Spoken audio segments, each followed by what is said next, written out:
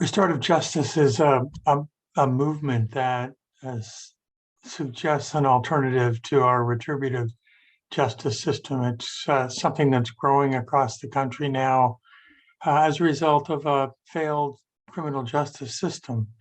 It takes different elements and utilizes them in the context of bringing together people who have committed a crime, as well as their victims and community members, and trying to work toward resolutions that not only include accountability, but a sense of forgiveness and healing.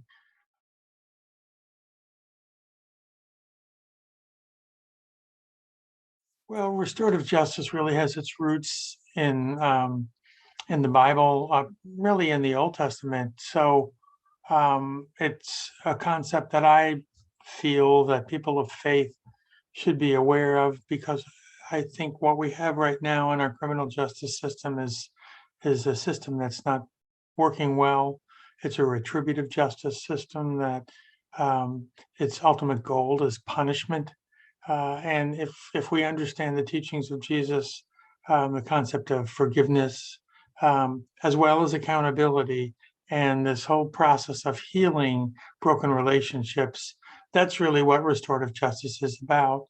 And if we are really looking at ways of making change in our culture to reflect the kingdom of God's values, then restorative justice is one of the ways in which we can initiate that as people of faith.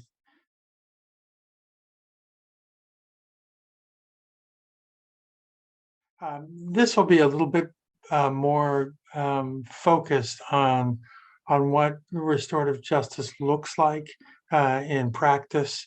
So we have four presenters. Each of them will give just sort of a slice of how this works and what it looks like. I don't think anybody would have um, had an opportunity to understand that without listening to people who've experienced the power of a restorative justice movement.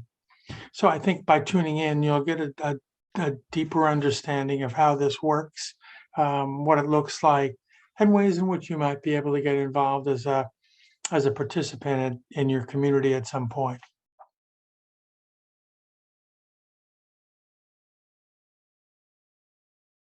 I think this is what I'm most excited about. We've been able to get three people together who have personal experience in restorative justice circles.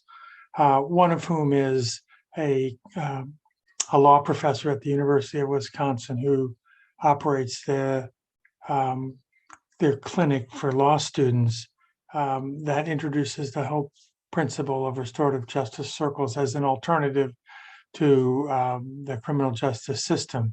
So he serves as a facilitator and also trains people to be facilitators. So the facilitator is somebody that represents the community in this concept of restorative justice circles. So we're glad to have him participate. He's got a lot of experience. Um, Moreover, we've got two other folks that I think viewers will be moved to hear their stories. One of whom is a person who actually has committed a crime and harmed another person um, when he was a young person, when he was a juvenile.